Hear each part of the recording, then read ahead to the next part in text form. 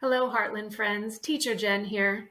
Today, I would like to read to you Giraffes Can't Dance by Giles Andreae, illustrated by Guy Parker-Rees.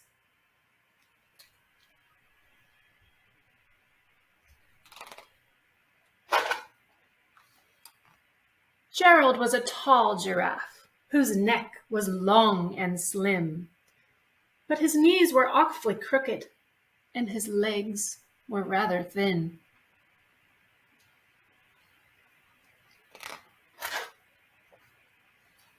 He was very good at standing still and munching shoots off trees. But when he tried to run around, he buckled at the knees.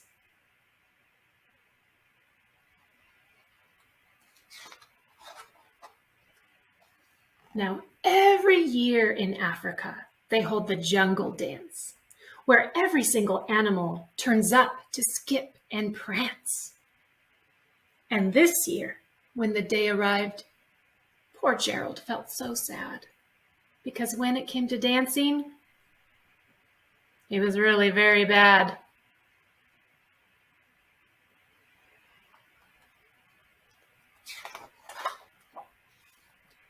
The warthogs started waltzing, and the rhinos rock and rolled. The lions danced a tango that was elegant and bold.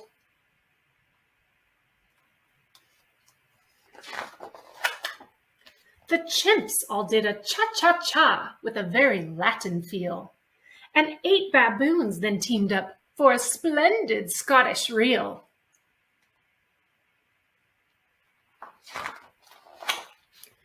Gerald swallowed bravely as he walked toward the floor, but the lions saw him coming, and they soon began to roar. "Hey, look at clumsy Gerald," the animals all sneered. "Giraffes can't dance, you silly fool. Oh, Gerald, you're so weird."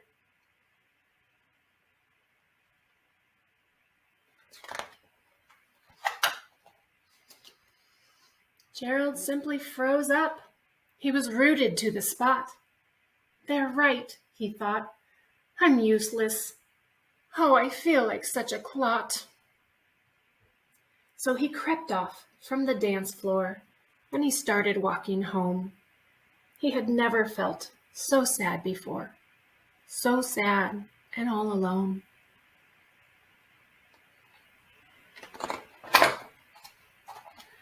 Then he found a little clearing and he looked up at the sky. "The moon can be so beautiful," he whispered with a sigh. "Excuse me," coughed a cricket, who had seen Gerald earlier on. "But sometimes when you're different, you just need a different song."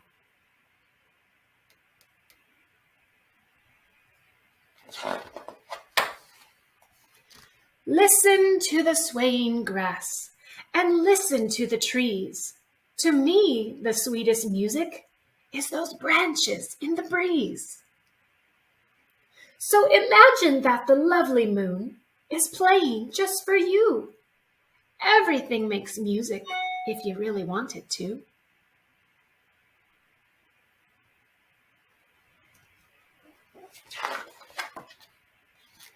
With that, the cricket smiled and picked up his violin.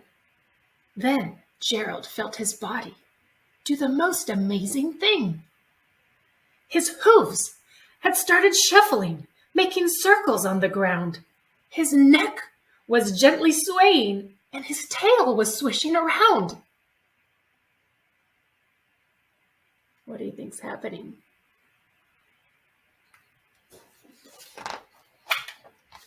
He threw his legs out sideways, and he swung them everywhere. Then he did a backward somersault and leapt up in the air.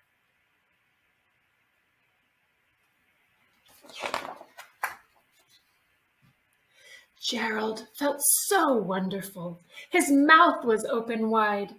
"I am dancing. Yes, I'm dancing. I am dancing," Gerald cried. Then one by one, each animal who'd been there at the dance arrived while Gerald boogied on and watched him, quite entranced. They shouted, "It's a miracle! We must be in a dream! Gerald's the best dancer that we've ever seen!" Go, Gerald. "How did you learn to dance like that? Please, Gerald, tell us how." But Gerald simply twirled around and finished with a bow.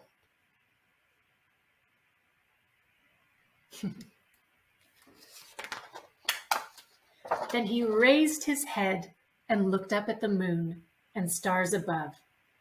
"We all can dance," he said, "when we find music that we love." Okay, friends, so our questions are, the other animals at the jungle dance teased Gerald for being different. How did this make Gerald feel? And a bonus question would be, how would this make you feel? Next question, do you think it is important that everybody is able to do all the same things well? Why or why not? Gerald met a special cricket who encouraged him and helped him find confidence. How have people helped you with this in the past? And how can you encourage others when they feel discouraged? Finally, why do you think the author wrote this story? And what do you think he wants us to learn? Thanks, friends, for reading this with me today. I hope you enjoyed it, and we'll see you next time.